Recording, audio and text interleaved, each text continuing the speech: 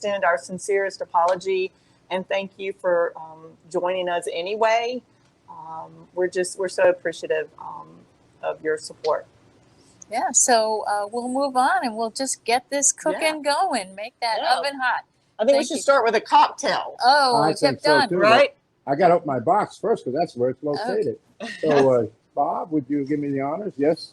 We have here our spring roll wrappers. Some wonderful lettuce for our spring roll wrappers. We do have some pork tenderloin. You also may have tofu as well. We have some rice stick noodles, green onions. Wow, it keeps getting better. Peaches, fresh peaches for our dessert. That'll come out a little bit later. We'll do that. Let's see what else we got in there. Oh, some wonderful vegetables. Some bell peppers along with zucchini. Soy sauce. Our spring roll sauce. Fresh cilantro. Fresh garlic, fresh ginger. Some wonderful tricolored carrots, which we're going to be using a little bit later, and some cucumbers. Oh, here comes the juice. All right. And then we do have tofu because we're going to cook the tofu and the pork tonight. And, of course, a candle that's going to go on our table. We got a little candle holder. So, Bob, would you put that right there on the candle holder? And we're going to get the party started, okay? So, whatever your favorite alcoholic beverage or not, we're going to go ahead and put this into our glass a little bit. And we're going to add in our sunshine. And this is the ginger berry. It is so tasty. And this is going to make just a wonderful cocktail like this with that addition. So let's set this off to the side. I'm going to lift my face mask because I've got to taste it. Oh, that is so good. Proper fuel to get cooking. Okay, so what we're going to do, getting started, we saw the ingredients. Now we have to assemble them. So in any cooking, what is important is what we call the mise en place. You hear a lot of French terms when you cook. That is primarily because the first cookbook written by Carême was in French. So consequently, other recipes follow some of that terminology. Mise en place very simply means everything in its place. When you see those cooking shows on TV, you hear a lot of cooks and chefs saying mise. So we're going to get the mise ready. So that's what they mean. Everything's going to be ready. So we assembled what we need, but now we're going to prepare it. So to do that, we're going to do the pork last. Because it is a meat, I want to avoid any cross-contamination with the meat, and we'll do that last. We'll get all the vegetables and everything else prepped. Okay? So, Chef, would you put that off to the side for now? And we're going to go ahead and get started. So the first thing we want to do is those noodles have to be soaked. So to soak the noodles, we're going to open up the package and follow along with me, okay? And these are dried noodles, but they do have to be reconstituted. So what we want to do is place them in a bowl. And then we want to take some plain water and go ahead and cover them with plain water.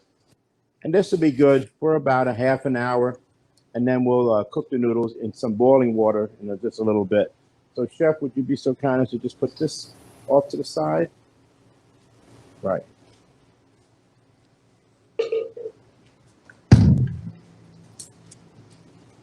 You'll see in the bag where we have the spring roll wrappers, it comes in a plastic bag. So in case you don't have a plastic bag, you do now. And we're going to use this when we marinate the pork or the tofu. I like using a plastic bag because you don't need to put a lot of marinade in there as opposed to putting in a large bowl and then you have to keep turning it. You can just put it in a bag. It goes in your refrigerator. It goes in an ice chest. It's ready to go.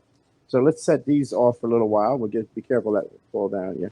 Got our rice paper, and we sort of save this for the pork. And we'll just put that next to the pork, and we'll get going. Okay, so soy sauce. You want to open up your bottle,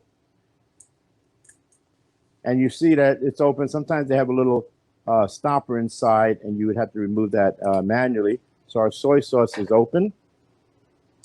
We want to open up. This is the typical sauce that you would with the spring rolls. It's very tasty, and we'll be using that in just a little while. So let's set this off to the side again. And the next thing we want to do is to go ahead and get our vegetables prepped up. So we have some bowls. So I hope you have some bowls ready to just set out and start prepping. And then what we're going to do is just open up this package of these carrots. I love the tricolored carrots. They look so beautiful when we roll them up in those spring rolls. You'll see them, the color just come right through. So there's one of the vegetables we're going to use. Let's throw that away. Okay. Let's open up. So here's our fresh Bibb lettuce. You can see the roots are still there. They grow these things hydroponically, and they're just so beautiful. What we're going to do is remove the root part. And by the way, if you have these at home and you only want to use some of them, what you should do is leave the root attached and just pluck the leaves from it, and then you'll have that back in the refrigerator, right back in the container. I have this at home, just had some for lunch today, and it's really a neat way to keep it. So in this case, we're gonna need the leaves. So let's just pluck the leaves from there.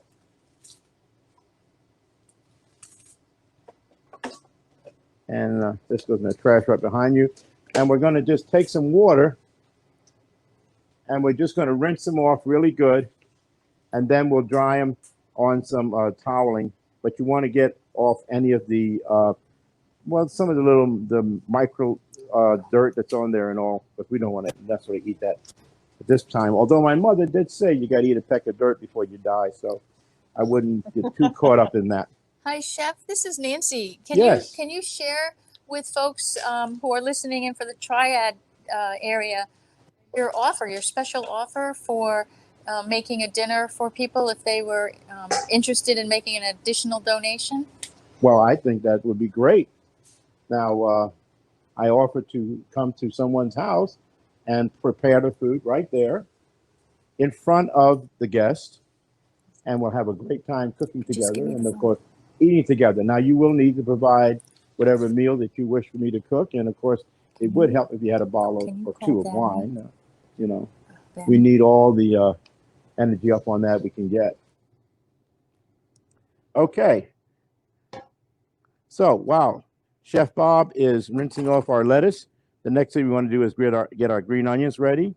So for that, we have the green onions, and I'm going to cut off the white part down here.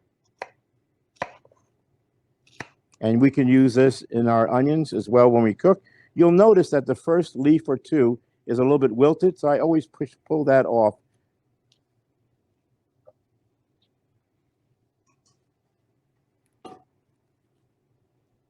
And we'll be using the green onions in the marinade, as well as the cooking, and as well as the garnish on that. So, Chef, would you do the honors with the green onions? Just take those back and rinse those for me, and we'll have that. And then, yeah, that's been rinsed. Okay, we got some towels. So let's go ahead and take the lettuce, and we'll just put it in the paper toweling and just get off some of the moisture. I mean, we don't have to worry about all of it at this point. And if you have a lettuce spinner at home, that would work just as well. All right, so our lettuce is now ready. Next thing we want to do is to prep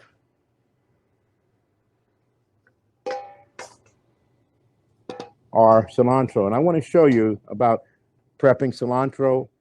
Also, it works for parsley.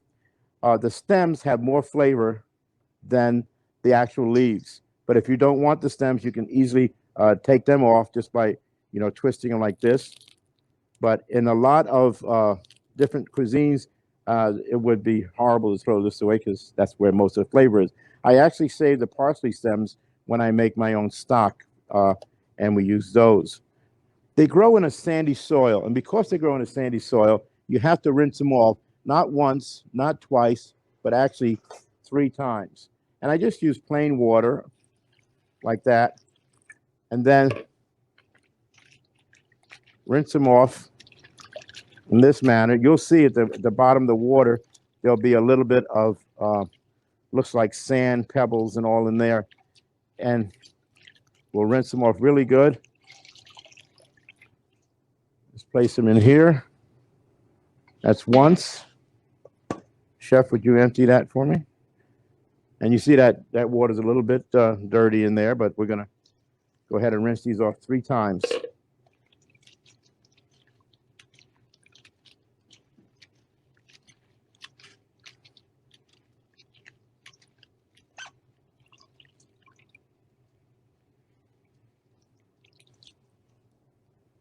Trade you again. By the way, Bob, I think, will you come with me when I do this party? Because he is excellent help. Would you come with me when we do the next party? See? Uh-oh. You heard him. He's on live on TV. He's retired. We've got time. Now, if you don't live near us, we will come to where you live, but you'll have to do the transportation. So, Australia, New Zealand. Are you trying to get a round trip ticket to Hawaii? Oh, I would love to. Hawaii is nice. Any of those wonderful places. Okay, so we're going to chop up our cilantro. So let me just show you a little trick of the trade here. First of all, this is your most important tool, your knife, right? This is what I use 95% of the time. These are the tools that no chef can work without. These are the most important tools you have in your kitchen, in your hands, anywhere you go. Everything we do is to reserve your hands. So to do so, you have the right tool for the right job. This is a French knife.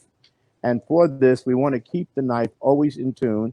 So every time I pick up a knife from a knife block or from a drawer, I go ahead and this is stealing it. So 2 or 3 times like this will keep your blade very sharp. Now, if your blade gets dull, you're going to need to sharpen it with another kind of a tool. But this will keep your knife sharp, and maybe twice a year you'll need to get it manually sharpened. So here's our cilantro. We roll it up into a ball, just like this. Okay, place the ball on your cutting board, and then just chop down like this. Now, if you're afraid to do that, you can put your hand on top and cut down like this. It's just that easy. You don't have to do a fine mince. You just want to cut up a little bit so that when we eat it, it'll be much more palatable. Now we'll place our chopped cilantro in a bowl, and we're going to be using it to marinate our food as well as to garnish and to cook with. So, Chef, would you just put this off to the side for now? Okay. You know, Chef, this is Nancy again, a lot of our women, our program focuses on around single moms, and they have small street side food businesses. And they develop amazing food. In fact, we have one lady who makes banh mi sandwiches. Ooh, I love those. Yeah, and she has actually gone technological, and she advertises on Facebook now. So through a small microloan that we gave her, she's just leveraged her business and is supporting her family now. See? So food is good. Listen, you never get invited to somebody's house. Never. You never go somewhere that people are assembling that food is not even part of it. Even when they sign the armistice, okay, or when they sign the end to all those conflicts, there's always something on the table. If somebody comes to my house, it's going to be a glass of iced tea or maybe some wine. You know? I like the wine. We'll do the wine, okay? That's we'll do right. Exactly. Okay, so now we've got some of our vegetables prepped. Let's go ahead and prep some more. So let me show you some more little tricks of the trade that we're doing here. We have some fresh garlic and some fresh ginger. So the first thing I want to do is to show you how we peel fresh ginger. And to do that, we take this expensive ginger peeler. It's a teaspoon. And all you really have to do is to hold your thumb on the bowl and just push like that. And look, see the skin of the ginger comes right off.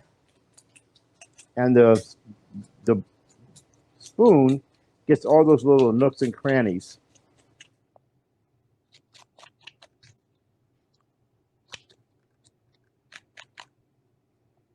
So, Chef, I'm going to ask if you could help me with that one while I complete the job on this one right here.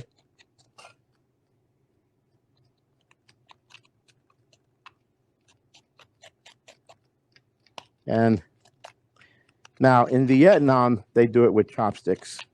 I'm not quite that handy, but the spoon works really well.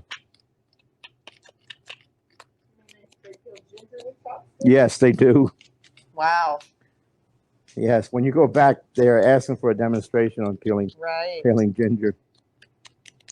And you know it's used in the food because it's so tasty. Sure. So the next tool we're going to show you is a ginger grater. Now, if you don't have a ginger grater, you can just use your knife and chop the ginger like this, back and forth, and mince it. But if you have a ginger grater, all you have to do is to go back and forth like this, and you see it just makes a like pulp. It just turns it into a liquid and a more palatable substance. You will end up with a little bit of stringiness, and that you just throw away. Chef, can you eat the peeling? Is Well, it you bitter? know what? I'm sure you can. I never peel mine. Most people don't, but a lot of people do. I know that. I know some chefs, when they marinate, they don't actually eat because they're going to strain the marinade. They don't do that. But I think when I'm serving people in a restaurant or in food service, sometimes if they see things on their plate they don't understand, then that might be. If they saw it peeling on there, they might not do that. But it won't hurt you. No, of course not. Some people I've met actually said to eat kiwi skin. I don't, but you know, I'm supposed it wouldn't kill you. Ready? Just do that for me. Chef, with all that chopping, do you need another sip of your sunshine cocktail? Well, you know, I I love your ideas. love your ideas. Now you mentioned if folks are pairing wines, you actually said a Riesling. What was I the did other say you that. said? Generally speaking, when I'm thinking of Asian cuisine, and people ask me for a wine, I find that one that matches it most closely is a Riesling. And I also find that my cold beer does as well. Cold beer. Yes. That's fine. So I like that as I well. love it. Okay, so here's our garlic. So let me just show you a little trick with that. Usually I just put my knife in there and just twist, just to loosen it up. And then you can break it apart. And we'll need probably about half of this garlic, maybe more. I'll get Chef Bob will also help me with this. But I want to show you a really neat way to peel garlic, the way a lot of chefs do. Of course, you can also buy it peeled in one of your marketplaces, but this is also just as easy.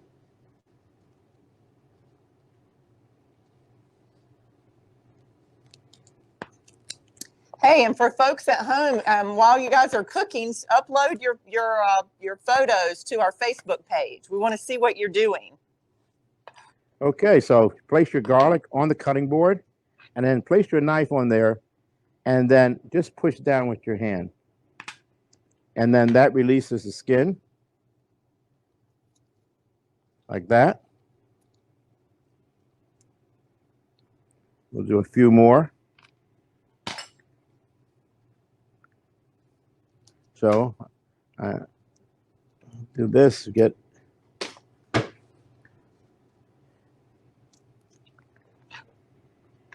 you can also buy chopped garlic, but just read the labels because a lot of it has citric acid in there, and you may not want that flavor incorporated into your food.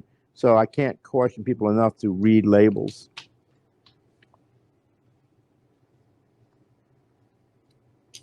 Okay, let's do another one, and then I'm going to do a quick chop. Chef Don, do you use any specific kind of knives? Your knives look nice and sharp. Well, You want to send me home with one? well, these Chef Bob brought these. Are these good? Are these good? These are Miyabi knives from Japan. They are very sharp. Yeah. They're wonderfully balanced, and because they're so balanced, they're just easy to hold. I like it when you hold a knife. Let me demonstrate the proper way to hold a knife. And that is 4 fingers there and your thumb there. That's the proper way. This is the improper way, which is 4 fingers on top. See how it waffles on your board? You want to have a firm grip because, as I said before, these are your most important tools. So once you've got them that way, what we're going to do is make a few slices down like this. Turn them around, a few slices down this way. And if you'll note, my knife is rocking on the cutting board in this manner. So it doesn't point, does not leave the board. And you just keep going back and forth. When I clean off the knife, I do it from the dull side, obviously, and then go back and forth and rock some more. So I want some, not very fine, but finely minced garlic, because we're going to incorporate that into, as I said, the marinade and the cooking portion.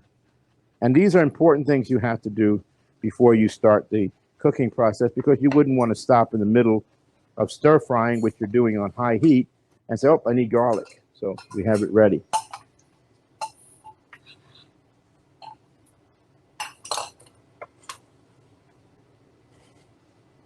All right, and we have our garlic ready now.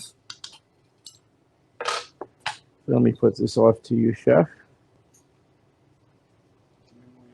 I would do a few more of those while you're doing that. I'm going to do it cutting up some onions and peppers. Okay, so let's see. There's an onion. Did you have an onion over there?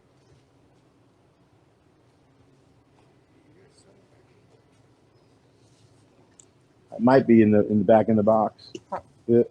All right, we're going to get an onion, but meanwhile, while we're doing that, no, we'll go ahead and cut these onions. I need these anyway.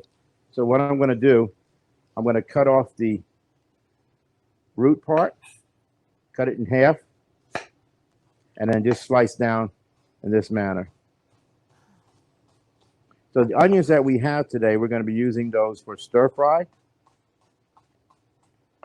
And that's going to give a lot of nice flavor to the food. I tell people all the time, thank you, Chef, that if you took onions away from me, I'd have to find a new profession, because I love cooking so much, and I cook every day, and I cook onions every day.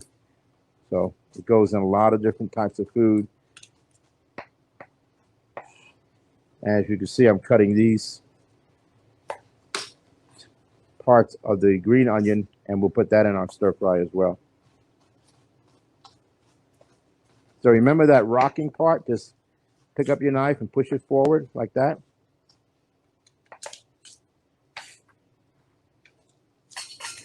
So now on your onion, what you're going to do, you have 2 parts. You have the root and you have the flower part.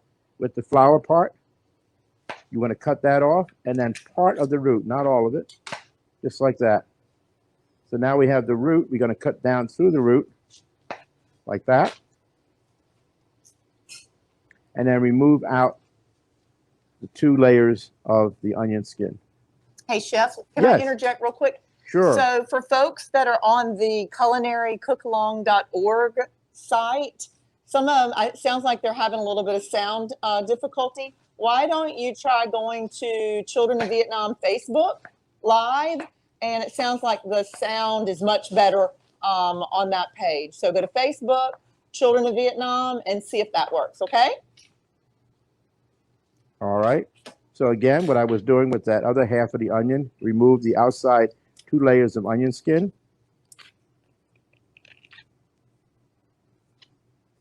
Cut off the root. We don't need that to hold the onion together. And then make a series of slices down. You'll see the lines in there, and we're just going to slice straight down like that. And this will make it in a type of a julienne cut, is what we need when we do the stir frying. See, it would look like this when we get it cooking.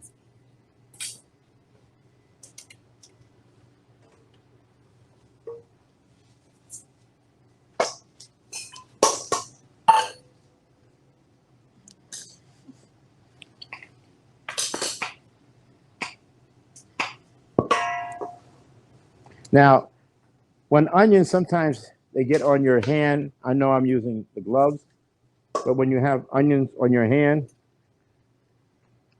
what you want to do is when you wash your hands, wash it with some stainless steel, like a teaspoon, and some soap and water, and get it all around like that, and that will neutralize any of the aroma from the onions, garlic, fish, any of those things that you don't want to have on your hands like that. So that works really well.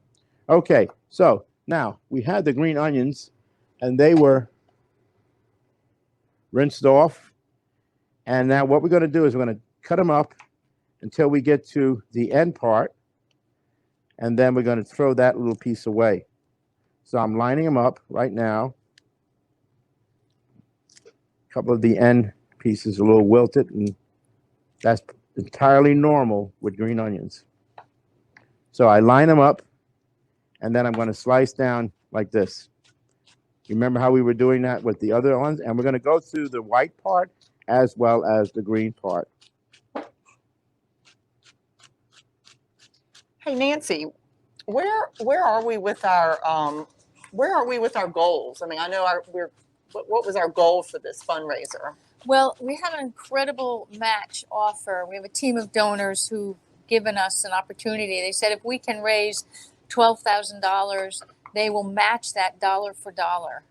And so far, people have been great. We have $8,000 raised through that, and we need another 4 to guarantee that $12,000 match. So Another 4,000? another Okay. 4,000. So we're really within reaching distance. We really hope we can get there tonight. That was the requirement that the donor gave us. So Right. we're right. rooting for that. So And if people want to donate, can they go? I know the audio and the sound is better on Facebook Live, right? right. But if they want to donate, can they go to that culinary? What is it? Culinary.cookalong.org. They can do it either on Facebook. There's a donate button there, or you can do it on the CulinaryCookalong.org website. Either site will work. Okay, great. So Great. the donor, we're just crossing our fingers that we can stretch to get to that $12,000 mark. Yeah. Only 4,000 to go. Yeah. Awesome. Okay. Does it count if they bid on my? Yes. Yes. Yeah. Yes. All right, get those bids up. Will you I'd love come to come to will your you come to house. Columbia? I can put you on a Greyhound bus. Well, you know what? If I come to Columbia, I've got a son that lives down there in the south of South Carolina, so you know I could All right. do 2 with 1. Okay. Yeah, Columbia is nice. Can we go see the governor when we're down there? Oh Lord. I don't know about all that right now. All right, maybe next year. It's a mess. Okay. Okay, so we have our bell pepper, gorgeous bell peppers. These are large, beautiful bell peppers. We're going to show you how to cut up a bell pepper, as if you didn't know already. But notice that it has a little beading on the outside, and that's because they put a wax on there. So with this wax, I'm going to just show you how we're going to get around that. First of all, we're going to cut off the crown right through there. Save the crown because that is edible. Put 2 fingers inside the pepper and just remove the seeds just like that. And now we have the edible part of the pepper. Now, those seeds, by the way, are edible. You can chop them up, put them in your salad. They're really good, so you don't have to throw them away. And what I'm going to do now is I'm going to cut through the bottom part. And then you see where those ribs are inside there? I'm going to show you what I like to do with the ribs. I cut them out because sometimes they're a little bit stringy, and I don't want to put that into the food. That's just my personal preference. I suppose when they do chop up vegetables in those big factories that they don't do that as well. Okay, so I told you that they have the wax on the outside. Let me show you an easy way to cut the bell pepper. Instead of coming in from the outside, which is a little bit harder to push through, turn it inside, and then look at that. It just cuts through so easy. And we're going to do this also with the top. We want all of the edible part of the pepper. So just down like this, and you see that motion, and then just feed your pepper into that. You'll see I was cutting it into strips just like that with the onion, because we want it all to be pretty much look the same when we cook it together.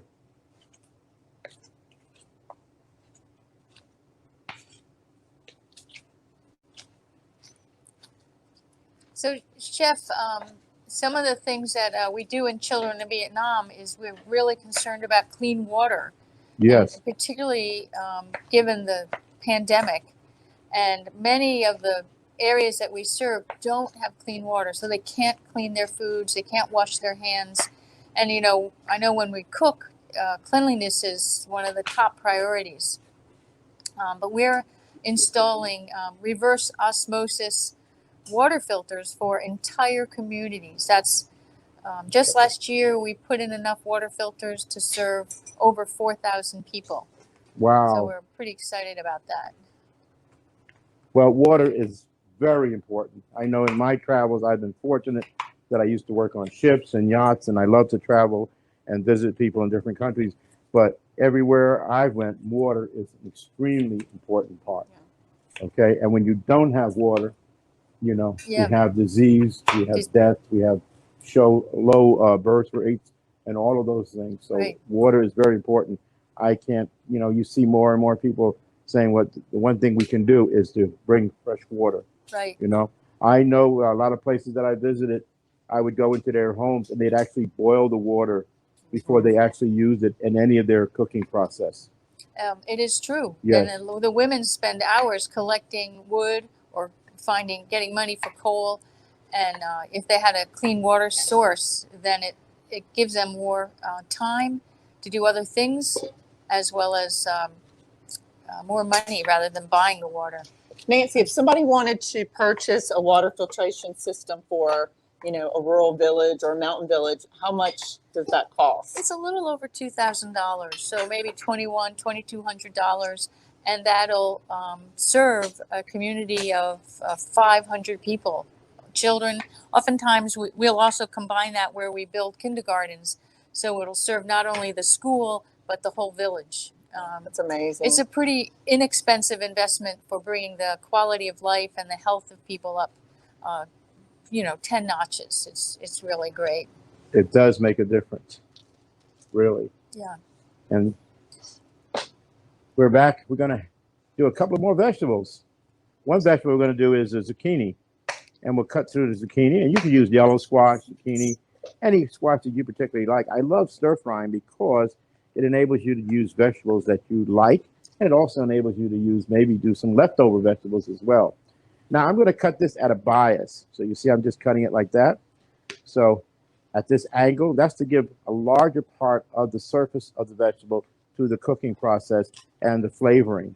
I had a class one time of Girl Scouts, and they were learning to cook to get their merit badge.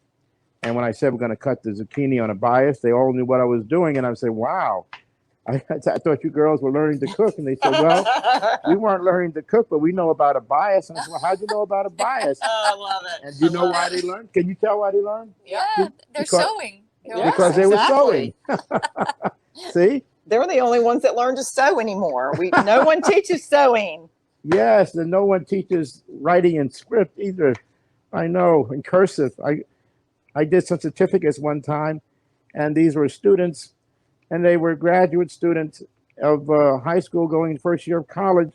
And when I signed the certificates, they had to get somebody to translate it because they couldn't read it. We're not even teaching that anymore. So, in Vietnam, the kids start very early with writing and reading. And by the time they're hit middle school, they have 8 or 9 subjects that it's very, very rigorous. So maybe we should push that a little bit here. I don't know. You've got my approval. Yeah. All right. So now this isn't a cucumber. This is the American cucumber. So a lot of times people say, well, cucumbers give me the burpees. I don't like, raw cucumbers. I'm going to show you why. See, they put that wax on the outside of it, like they do with the peppers.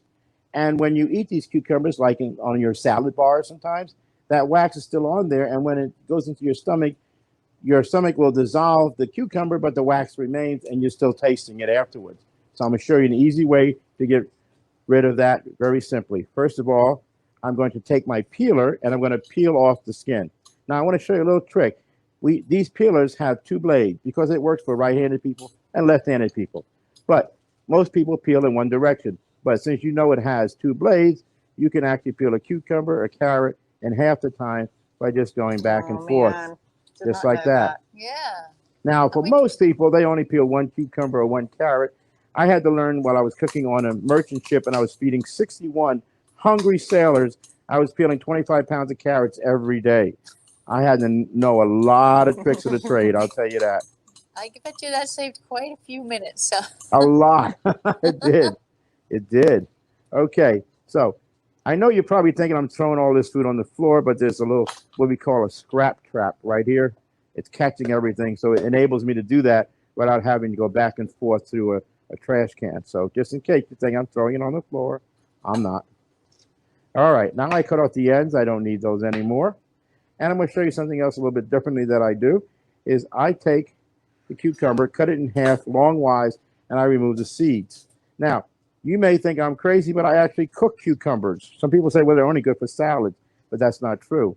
They are actually also good as a vegetable. You cook up in a little bit of butter. And I remember I did a meal for Julia Child, and I did a poached salmon, and I was thinking, what would be a good accompaniment? And I did this cucumber that I'm showing you right now, and I sauteed it with a little bit of butter and fresh dill in a pan, and that was the vegetable that went with the poached salmon. And Did she like it? Oh, it was wonderful. Yes. In fact, at the end of the meal, we were cooking for. She was a host. The convention was for indexers, and the indexers had her there because she said indexes were very important to her cookbook. And if you look at cookbooks, her index is probably perfect. Okay. And she took questions from the audience, and they said, will she take questions? She said, yes, but you got to write them down, and then I will answer the questions after I read them. It wasn't her first rodeo, right? Who would want like to trick Julia Child? But they questioned, they said, do you think the chefs use your recipe? And what do you think about the food? So when you hear that, I'm thinking anything Julia Child says is gospel. If you think it was horrible and she said it was good, now it's good.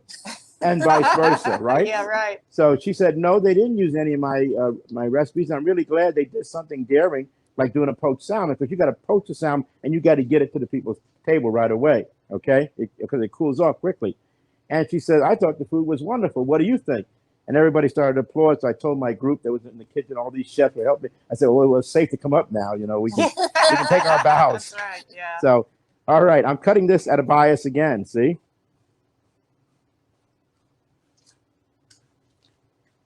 Now, this vegetable is actually going to go into our spring rolls.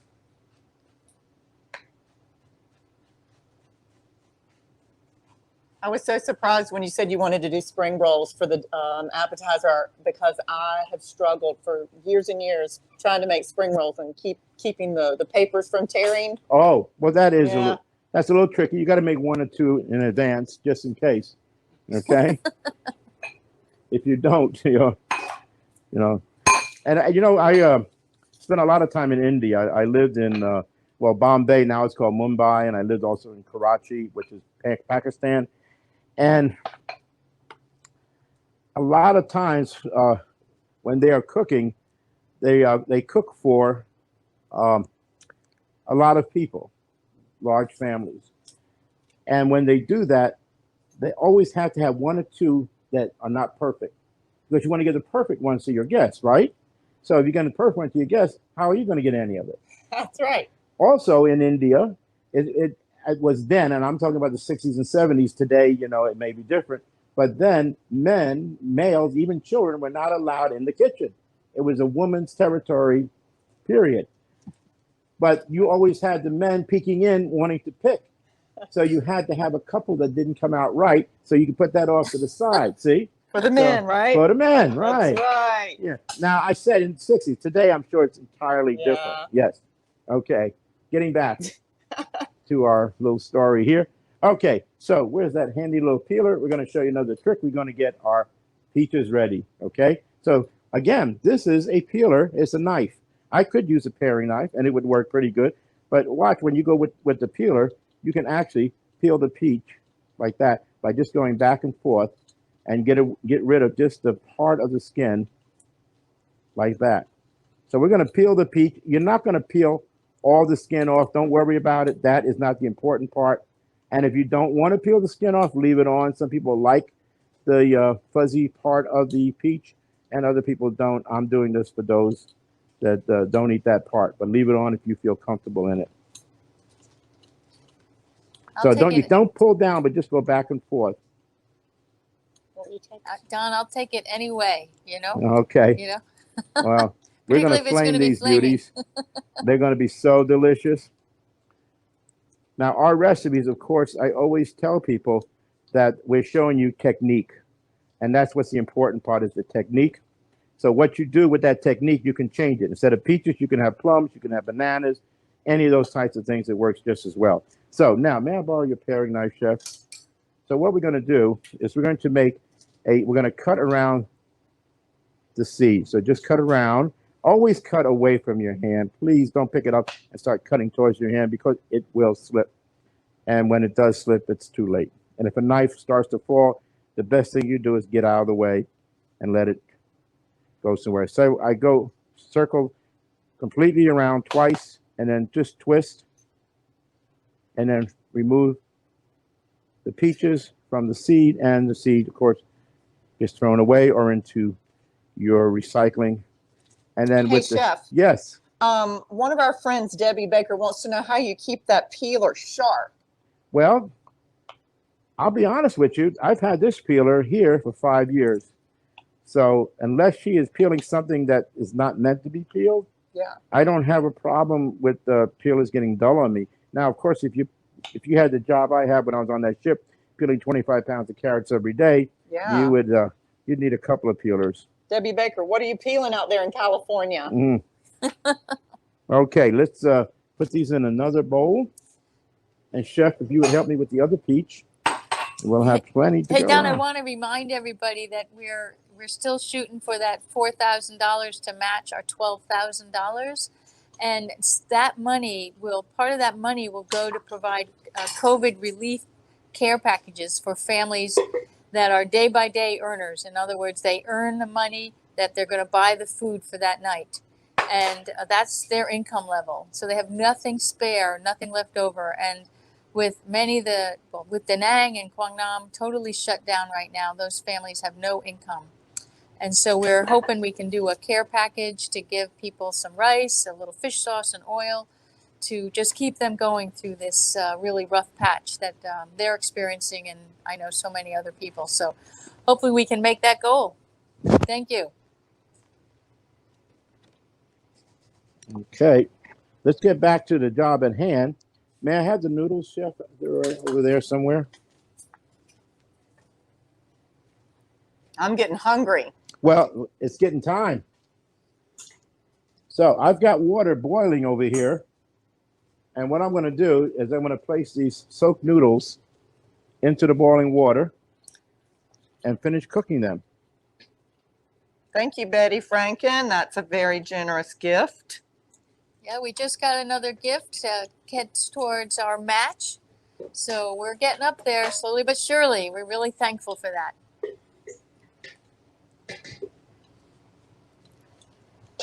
Okay. So if people want to donate, they can do that either on Facebook or on the Culinary Cook Along. There's a donate button on either one of those locations. Has anybody purchased the Chef Don Come to Your House thing yet? Not yet. We're still trying to advertise that. It's a great opportunity. Well, we'd love to have you. I want to, have knifeful travel. Have knifeful travel. That's great. All right. So here's our tofu. Now we're using firm tofu. Okay. If you have a mild, softer one, I mean, you could do that. It just holds up better when we're cooking. So first of all, I want to just cut it in half, and there's a little bit of liquid in there, obviously. So as you can see, we're doing all the vegetables and fruits first, and then we'll get to the meat part of it in just a little while. So what I want to do with my tofu is I want to cut it in half again, and then each one of those halves, we make bite-sized pieces of tofu. And then we're going to place it in the board, and we're going to use that. We're going to marinate it in just a little bit. So again, cut it in half again, and then each half, cut it in half, cut it in bite-sized pieces. Try not to do too thin because we don't want it to fall apart in the cooking process. And now, Chef, I'm going to get ready to cut the pork.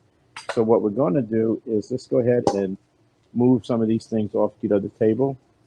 And maybe I can hand some of my assistants this as well. Meanwhile, I'll step over here and get another sip. Uh-oh. While they're making a shift, what other programs do you guys have? Do we talk about empowering women? Well, we have the Empowering Women for single moms trying to feed their families. We also have a wonderful education program starting at 6th grade, and we bring the children up through 12th grade with extra tutoring and extra life skills, outings, all appropriate to their age as they grow older. And we bring them out. Sometimes the story is that some kids haven't even been to a store, so we'll give them $1 and we'll teach them about budgeting and how do they decide what to buy with their dollar. And $1 is huge to these kids, so it's a big decision, a big learning lesson.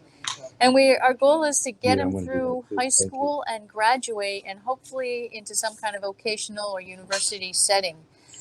These kids by 6th grade, there's a lot of pressure to quit school or drop out and then start helping their families earn income. Yeah, so we want to keep them in school because we really think that'll break the cycle of poverty. So we're pretty excited about that program. Our first class of 25 girls, we have all of them graduated, and 16 of them are at university right now. So we're very excited about that, watching them grow. Yeah. Looks like, Don, you're cleared out and ready to. Yeah, we're going to get ready to deal with the pork. Do the pork, all right? Yeah, and get that going. I know you mentioned earlier that I got that wonderful award, the Hall of Fame, and one of the programs that I've been working with is the Chef and Child program here in North Carolina. We started it here in Forsyth County, and now we're in 17 counties in North Carolina. But we teach children to cook hands-on, and by doing it hands-on, we find that they get very adventuresome in their cooking, and they like to go ahead and try it. So I'm always amazed like that because I feel if you get the kids to at least put it in their mouths, that's half the battle. And if you get them to swallow, you did the job. But because of the curiosity factor, when you do get children involved in the cooking process, even if it's just making cookies, you'll find that they're so excited about that, they're going to try it.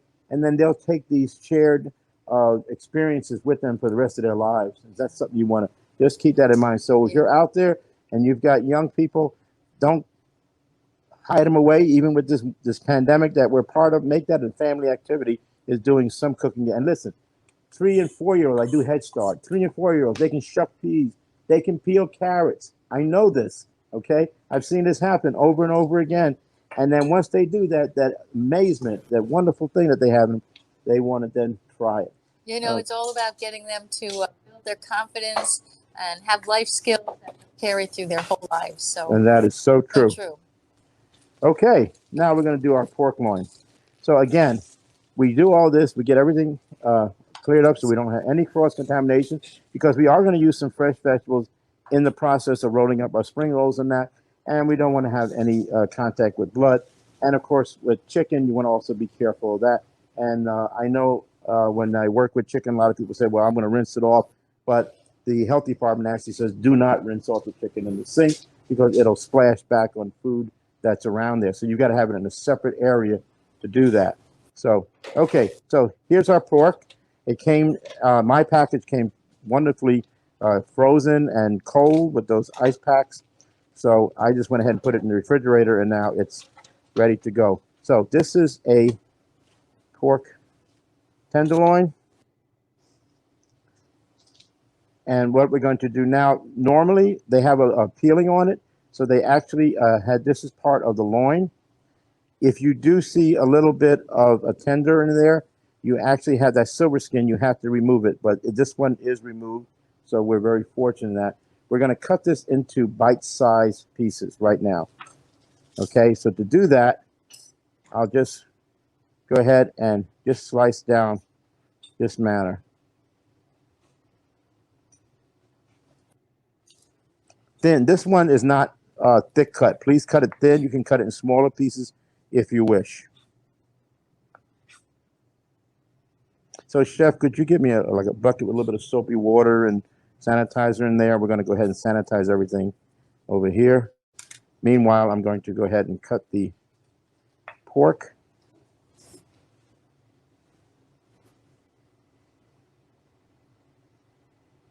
Chef, I think that's heritage pork. That's pasture. Oh, it is, and Yeah. it's wonderful. From Cheney Brothers Yeah. here in our area are the ones that provide it.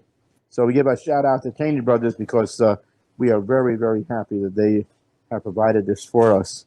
And of course, this heritage pork really is so tasty. I'm glad we're getting back to where it used to be, because at one point, you know, all we could think about is how to fatten up these pigs so we get more money on the hoof, so to speak, you know. Okay, so these are going to go back and be sanitized, and then we're going to start with the marinate and the cooking process. And I'm going to wash my hands right now, so you might want to give a little shout out to you there. Yeah, as Chef Don's getting sanitized. Sanitation, I'll just talk a little bit about our COVID relief project again.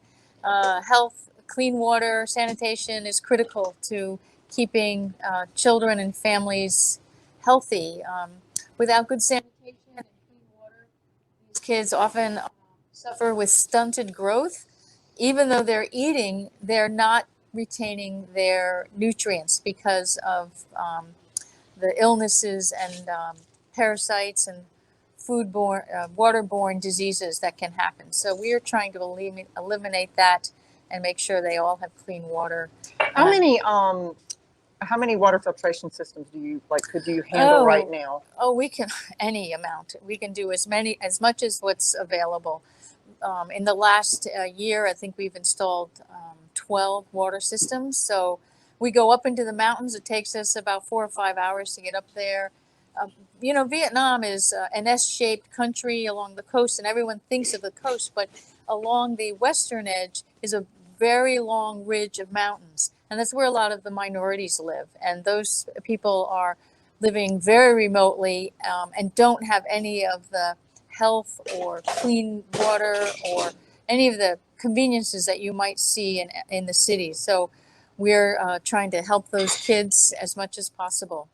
So we're out there, you know, last time I was out there, I think to get to a village, I forded in a pickup, I think it was a Ford Bronco or something. I think we forded 7 streams to get over to this very remote village. So it was quite an adventure, but really satisfying to see the kids, their beautiful faces, and the villagers are so welcoming. So it's exciting to see. And I'd invite, if anyone wants to travel with us to Vietnam, March is the time to do it. So I know we've got the pandemic right now, but when that is over, come on, Vietnam's a beautiful country. Ben will lead you to the Palm Mu Forest. Yeah.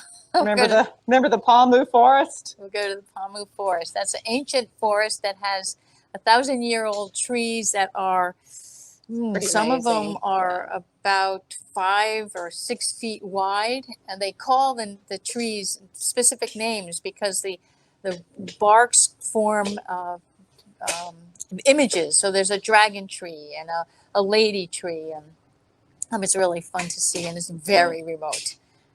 It's a tropical forest that's up in the mountains, so it's very, very moist and wet.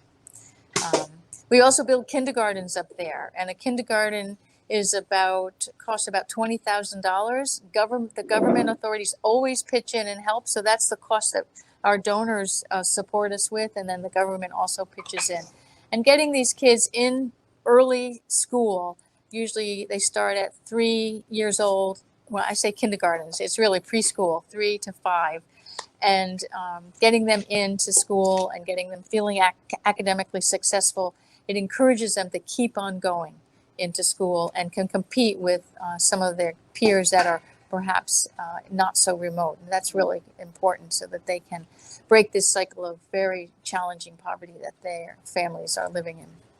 One more thing, while Don is still working over here, getting prepped, I want to tell you about the program. We also have a university program. So many of the children who start in our kindergarten or start in our tutoring program, or even with our Empowering Women, and we also have a strong disability program.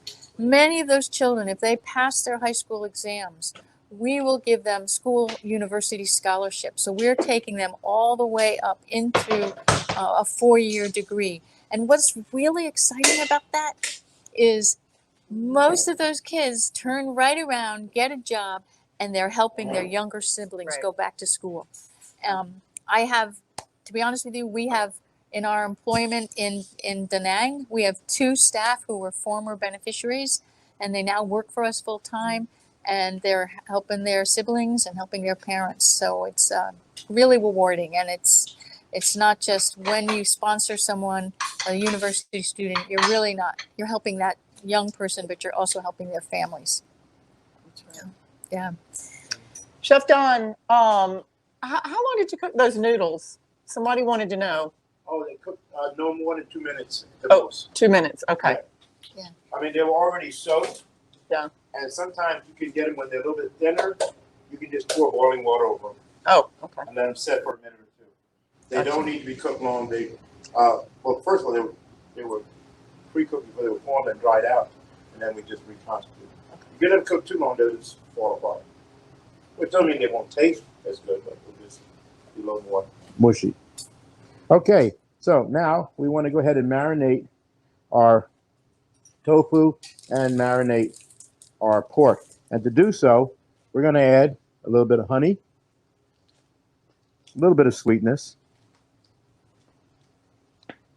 This was something I didn't realize you would do. This is a nice learning experience that the honey adds a nice touch. It does. It really adds a very nice touch to it. I've never cut all of my vegetables up before I cook. I'm Now, so impressed. You will do it now. Well, I don't know about that. Some garlic. well, That's a lot of good Well, work. get Ben to help you. He can do it. well, listen, if someone got our chef experience and made that donation of $2,500, There you go. they wouldn't have to cut anything. Chef Don would do it for them all. That's right. And sit down to a glorious dinner for 6 to 8 people. Would be really fun. It would be fun. I Yeah. guarantee it will be fun. Soy sauce. Now in Vietnam they use fish sauce too. Yes, fish Oh, sauce. Okay, love so it. But soy sauce too. well, I don't know. I still haven't learned to love it. In my kitchen, we were using in one of my restaurants, and it came in a glass bottle. Somebody dropped it. Oh, ouch! Uh-oh. Smell. We not just then. Every time they mopped the floor, it came up. Smelled it. Oh, don't go there. You know, it doesn't smell great, but the flavor it adds is pretty See, you amazing. got to get it past your mouth. Yeah. See, it's like eating some. What's that fruit that they eat in Singapore? Not dragon That it fruit. smells so bad, not but dragon. as soon as you get it in your mouth, it tastes one that Yeah. tastes like bubble gum. Oh, really? But you can't get it in there. You know, oh, good. So fish sauce does that to me. I'm sorry. It just does it. Okay, but that's okay. I'll eat it if I don't, and if they don't put too much, it doesn't really matter. But when they cook it, it'll be fine. Okay, ginger, garlic, cilantro, green onions, soy sauce, and now we just want to shift it, that a little bit of stir, and I'm going to show you the beauty of putting it in a Ziploc bag. Get some of the air out of it, and then zip it up. And then you can just marinate it just like this, see, with your fingers, like that. It goes into your refrigerator. It goes into your ice chest. You know, take it with you on a picnic if you're going to do some grilling. And I like to marinate my meat, and it uses a small amount. Okay, that looks great, So, Chef. Chef, Yes. one of our participants wanted to know what you put in the bowl. Are you talking about the tofu bowl, Yes. Kathy? That's the tofu. So I'm marinating the tofu, and I'm marinating the pork. And could you repeat what exactly you put in those? Yes, I again? can. I put garlic, cilantro, green onions, ginger, soy sauce into the bowl Great. to Thank marinate you. it. Okay. I did not put any salt because I think the soy sauce had enough sodium. If you wish more salt, you've got it on your table, a salt shaker, you can add in as you wish. Some people maybe like to put a little bit of hot stuff in it, like hot peppers thing. That's your call. We're not doing that tonight, but it's obviously when you roll it, make it the way you like. Great. Thanks. Okay, and now we're going to let it marinate for a little while. So let's put this off to the side for now. And we're going to get started with our stir fry. And then we'll do our spring rolls while this food is cooking. We'll do the spring rolls, and then The whole thing when you're cooking is have everything done at the same time. There's no point in like doing one thing and then do another. I know in one of my classes there was a visitor and he stood up and he said, "Look, I don't understand it. Why can't you just do one meal and when it's done, do the other part of the meal?" And I said, "Because it don't work that way." You know, how would you like me to cook the rice at the end of the meal? And then you go, "Well, I got to wait for the rice to be done." Yeah, It you doesn't got to work. have it all done at one time. Nah. Timing is everything. Yes, timing is, of course, and flavor is everything. And that's what we're doing now. We're going to layer on the flavors. So I've got here a little olive oil, whatever oil you like, canola oil, all those things, avocado. About 2 tablespoons is what I need. I'm not cooking with a wok specifically because if you don't have a wok at home, there's no reason why you could not use a frying pan, and we're going to get it hot. So cooking on a stir fry is cooking on high heat in a short period of time. So we're going to get that hot, and we're going to cook the vegetables. So now I'm cooking the vegetables now for both the pork and for the tofu. But when I cook them in the pan, I will separate the two at that point. Okay. So first thing I like to do is get my vegetables cooked. This water that I cook the noodles in, it's still hot. I'm going to be using that to soften up our wrappers in just a little while. Okay, so I've got the water just sitting off of here. It's still hot. And now we're going to go ahead and when this gets hot, we're going to add our vegetables. So we always start with the root vegetables. So what's a nice root vegetable? Of course, the onions. And get my spoon. We'll do a little stir frying.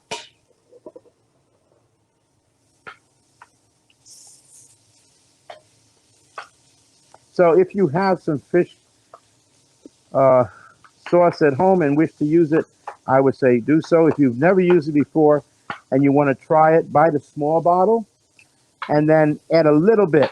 And then you can always add a little bit more as you are graduating into it. My daughter-in-law, she loves the fish stuff. So she puts a lot of that into her cooking. And it tastes wonderful after it's cooked. But in the meantime, well, and I love the fish. I spent almost a half a lifetime on the ocean, sailing the ship and eating a lot of seafood. So I'm still having fun though. Now, Chef Dunn, we'll do the spring rolls after you cook the vegetables. no, actually, while the vegetables are being cooked, we're going to do the spring rolls. Oh, great. yeah. Thank you. Okay. Yes, Suzanne says she's getting hungry. I know, but in just a little while we're going to eat. Okay, I guarantee it. Okay, so now goes the peppers.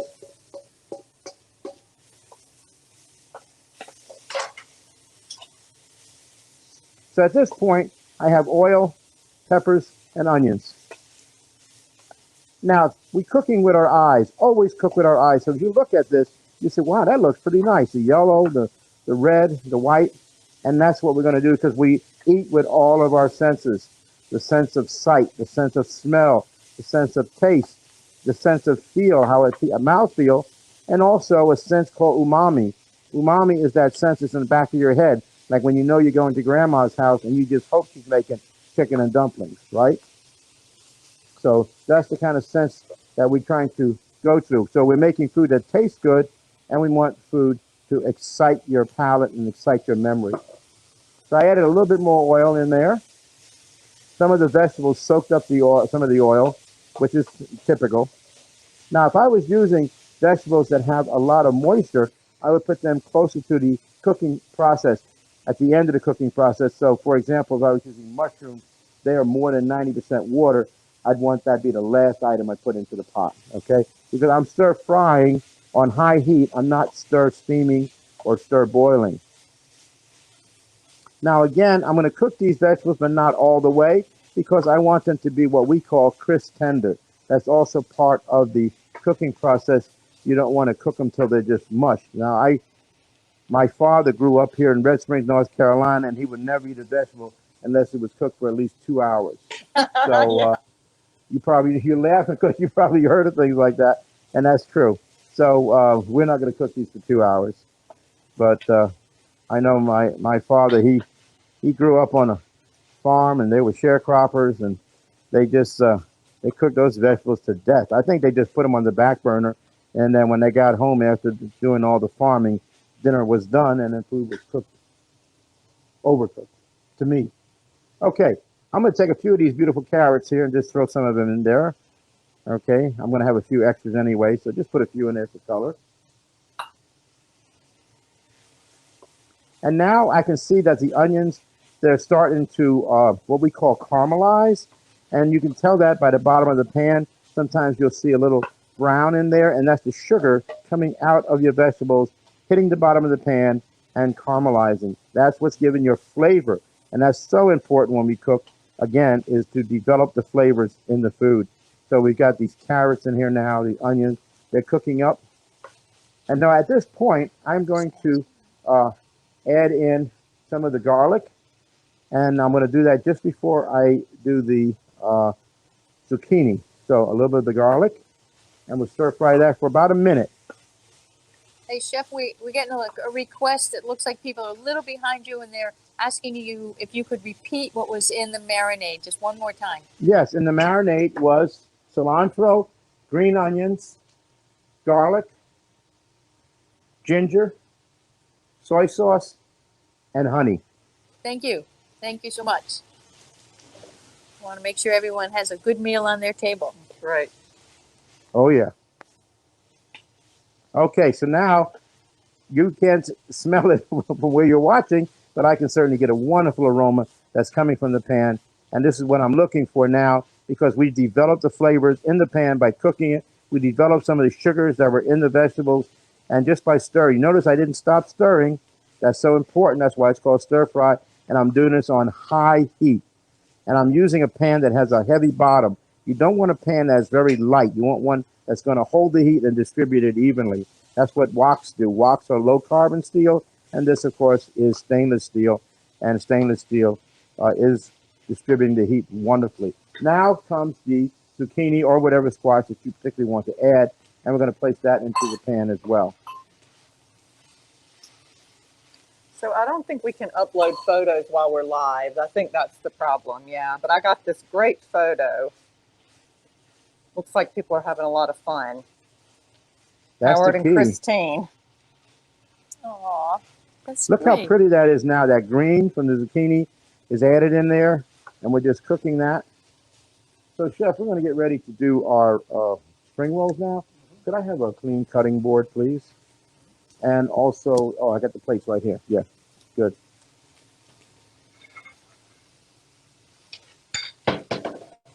Thank you. I don't think I need one.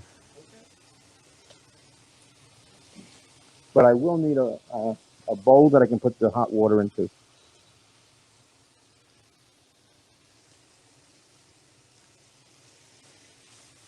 If you don't stir your vegetables, though, they are going to burn, and that won't be tasty at all.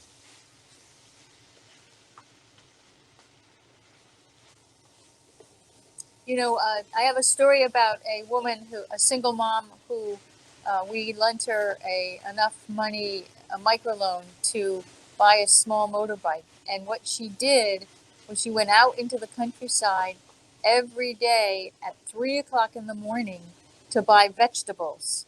Wow. And then she brought it into the market and she sold it to the vendors. So she was a middleman.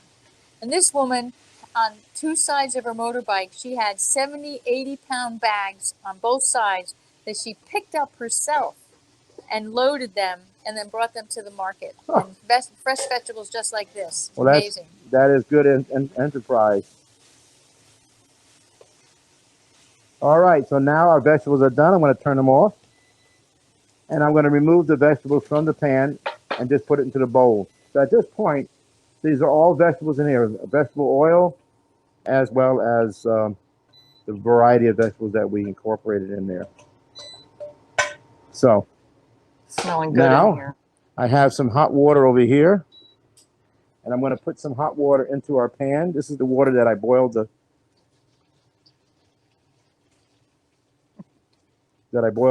noodles in.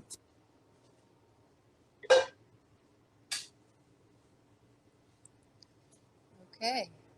And at this point, I'm going to put my other pan on the fire. And let's go ahead and get this one hot. And we're going to put some oil in the pan. You'll see that brown in the bottom of the pan. That's the sugar that came from the vegetables. about 2 tablespoons.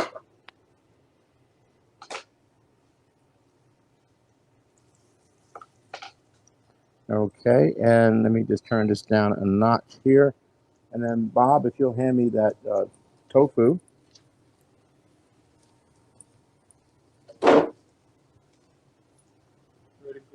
And I'm ready for the pork right after the tofu.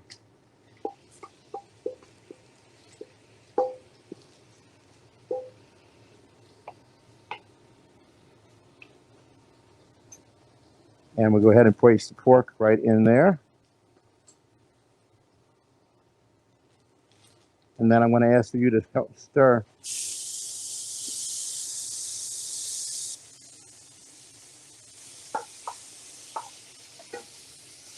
So, Bob, if you would stir the meat until it's done, and then just move the tofu around a little bit, and then put a little more oil in there.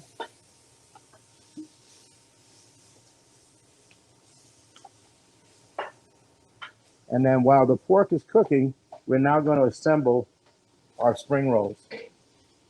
So for the spring roll,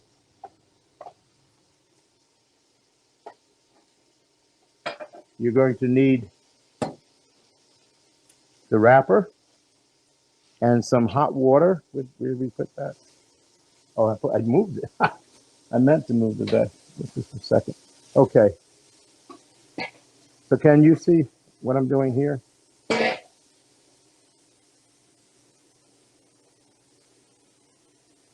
It's just take your spring roll wrapper and just insert it into the water.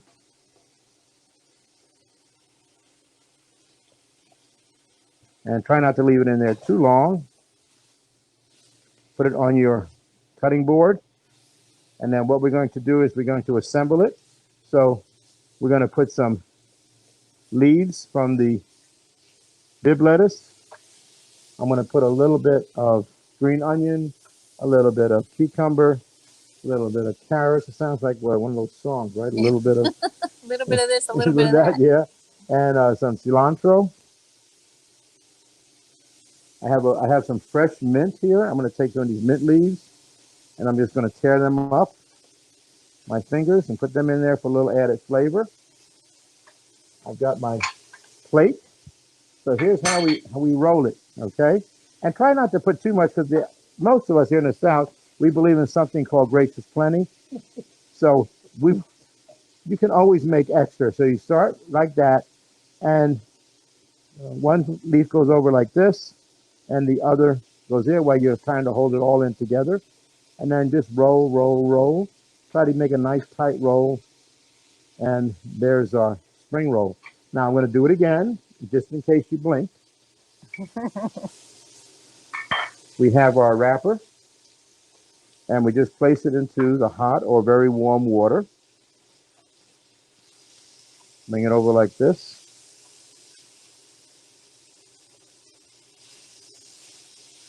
I have a daughter-in-law. Her name is Lulu, and her ancestry comes from Laos. Oh, And whenever wow, she's yeah. making spring rolls, I'm there. She is a wonderful cook. And Oh, what about the cucumbers? I put them in there. You did? We Thank you. blinked. You blinked.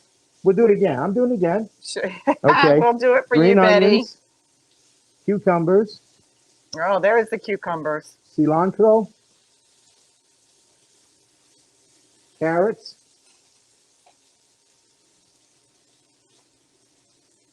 and if you want, you can put some of the bell peppers in there, any of those things here. And you know what I didn't do? What? We left the out noodles. the noodles. Oh, yeah, the noodles. Yeah, you see, I did not learn this from So my cucumber, daughter-in-law. cilantro, lettuce, noodles, carrots. What else? And mint if you have it at home. And mint if you have it at home. Mint, if you have it. Okay. Okay. You know, this is How we doing? this Good. meal is just making me so hungry. It makes me think about we have a food program.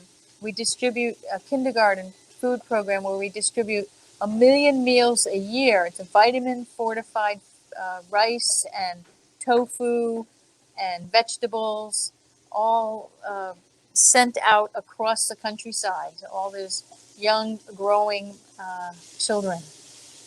And sometimes the cook in the kindergarten gets really creative, and they'll sometimes make a porridge, or they'll make a fried rice out of it. It's just amazing what they, with a little creativity. That's all you need is some creativity, That's really. right. I love it. I'm hungry. Well, So we're going to be eating in just a little while. I know it.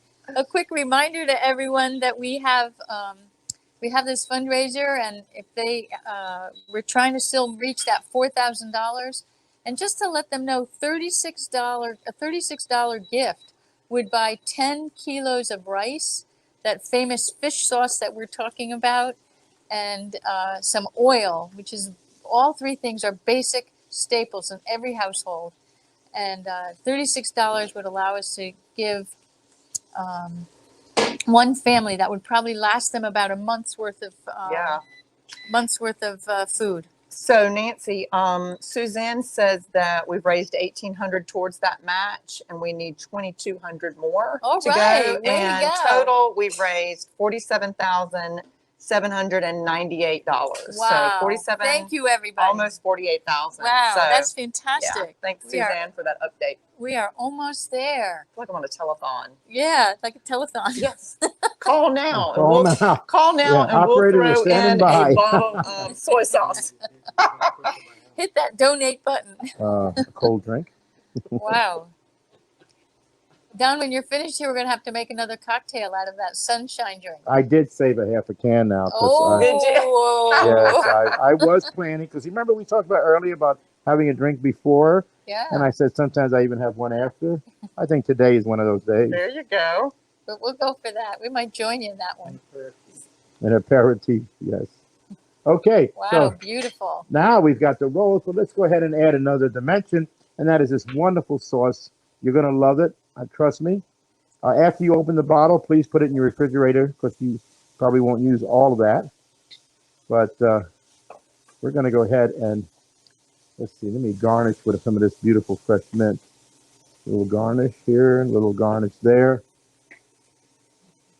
When I was working in Denver, Colorado, at that time, a lot of chefs and cooks, the only garnish they could put on a plate was a sprig of parsley. Oh, I yeah. know. And I'm saying, oh, you know, we just got to do better than that. So our restaurant association, we formed a society, and the society was called the SPPPPPPPP, and that was the Society for Preventing the Putting of Parsley on People's Plates. Oh, I love it. Okay, this is going on our dinner table because it's getting time to eat. Yay. Yes, let's set this over here. Set this over here. Yep.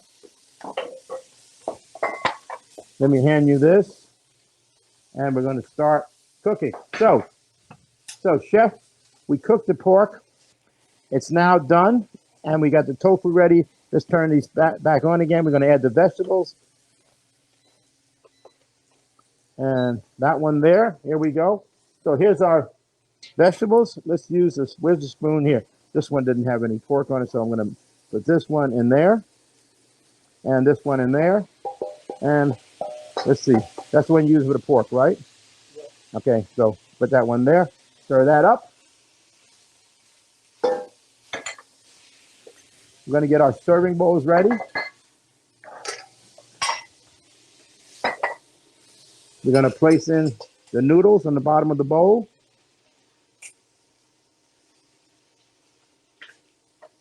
Just fluff it up a little bit.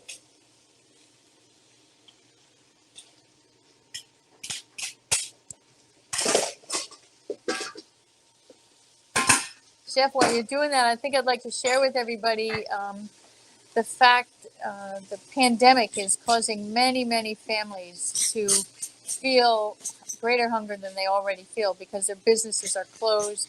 They earn, in Vietnam, they earn day by day, $2 a day. That's enough to feed their family that day. And that's not happening. They're just not able to earn anything because the shops are closed completely down. So we're really hoping we can get some of those $36 gifts to spread as much food and nourishment as possible. As we're smelling your delicious food. I know. Well, I and you know. got some right there in front of you. It's going to be time to eat. Okay. So here's our pork. I added the vegetables to it. Turned the heat back up. We're stirring it. Don't forget, we marinated in soy sauce. I'm not adding any salt to it. I suggest you don't do either until you taste it. And then you can add whatever salt you wish. So here's our stir-fried pork. We have our bed of noodles. Over the noodles, just like this. Oh my gosh, it looks beautiful. Smells amazing. Well, the proof Chef is Bob, in what the did you do taste. with your lighter? It's right next to him. He's got it right All right. here. We got to Yeah. light the candle. Light the candle. You know, the Tofu. next wave of technology is a smellometer on the internet somehow. I agree. Well, Bill Gates said, because he encouraged his employees to think that if you can think it, because of computer age, it will happen. All right, I'll go So, with that one. I mean, who would have thought we would do this tonight? I know, right? I've been cooking and teaching cooking for most of my life, and this is a first experience for me. All Cooking right, live. way Yeah. to go. I even was on to have a TV show, but we actually taped it, you know, and then we cut it. We edited it to 3 minutes, and now I'm doing it live. So there's our pork, Beautiful. and there's Oh, our wow. tofu. Let's garnish it. We got some green onions. Oh my goodness. We have some cilantro. Ooh, I'm excited. Yes. Put this off to the side. And while we have this here, we're going to do our dessert. We're done with those, yeah. So, turn behind. Anything you want to add before we start flaming or burning the house down? Well, first we Ben's wanna- favorite part. we want to thank you. This looks so phenomenal, and we are hoping we can reach our goal. We hope we can feed more families with our $36 donation, and we're hoping we're going to get our $4,000 goal tonight, so we can reach our match of $12,000.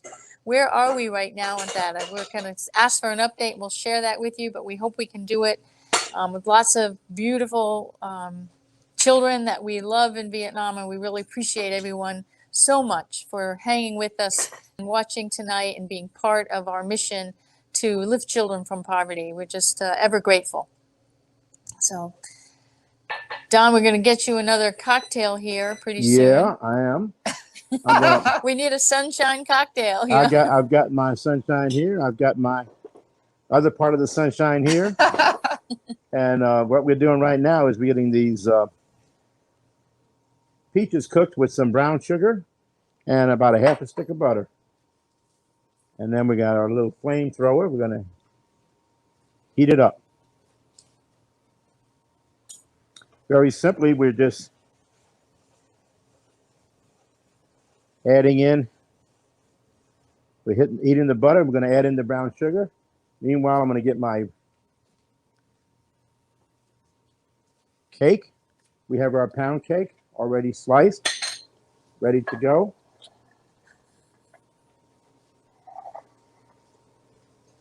Food. That looks beautiful. Should we get our cameras ready? Are you going to flame it? We're going to flame it. Yes, it's going to be, as we used to say, a Kodak moment. You got your fire extinguisher, Ben? Ben was going to pull out the fire extinguisher.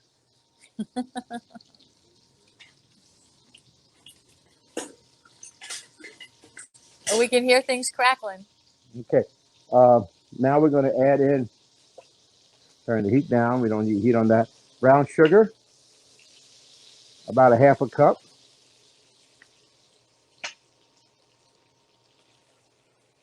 And we're making a syrup now with the butter and the brown sugar.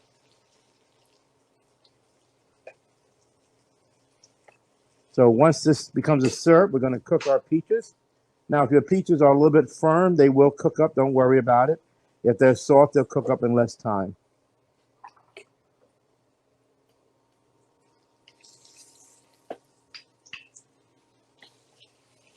So, Chef, can you come back and have a glass of ice? Because I'm getting thirsty, yes. Been working up an appetite.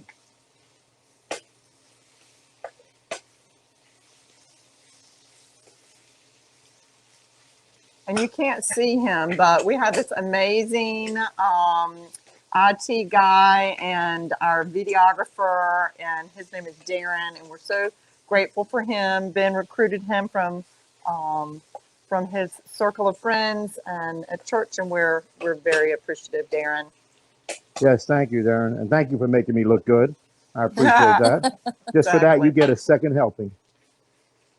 We also have our production manager, Jenny Taylor, who has been monitoring the screens and making sure we've got everything operating properly. So we want to thank Jenny. Thank you very much. She's put in a lot of hours this week. And Ben, our inspiration for making it all happen. Thank you, Ben.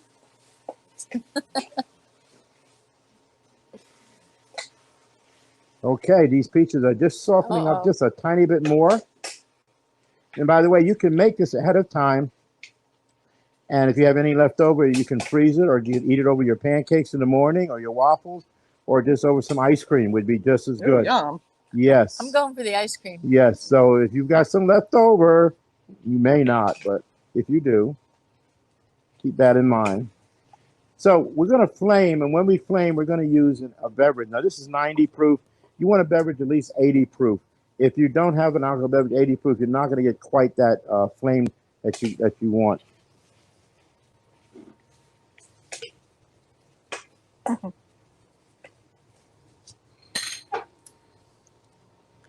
Okay, we're getting ready. We got someone standing by watching the switch to turn it off shortly. Well, now would be a good time. All right, here we go. Drum I've got roll, my flame please. started. Let me be sure it's working. Okay. And here we go. You want to put it, and you want it to get warm.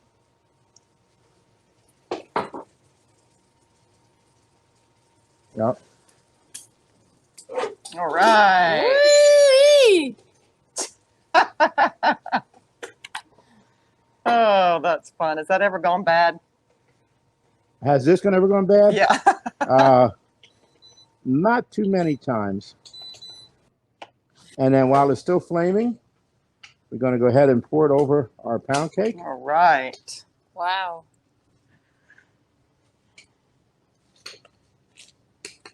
Still flaming.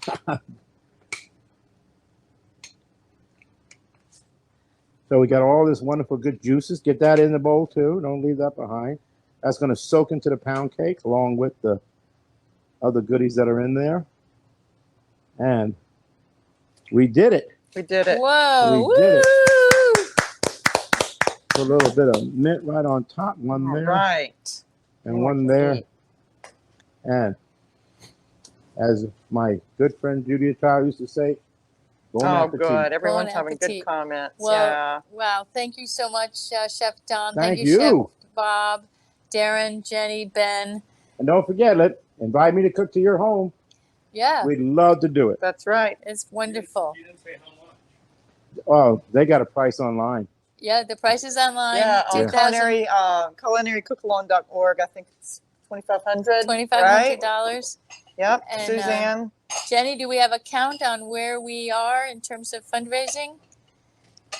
We should be. We're getting it. there? We're getting it momentarily. Oh, look, $47,798. Woo! Close. $47,798. Yeah, that's very Wow. cool. All right. Yeah. No, we're on. All right, everybody. Thank you so much. Thank you. Bon appetit. We hope you enjoy your meal. We know we will. But yeah, Right. we really appreciate your support and joining our journey to help children and lift them from poverty.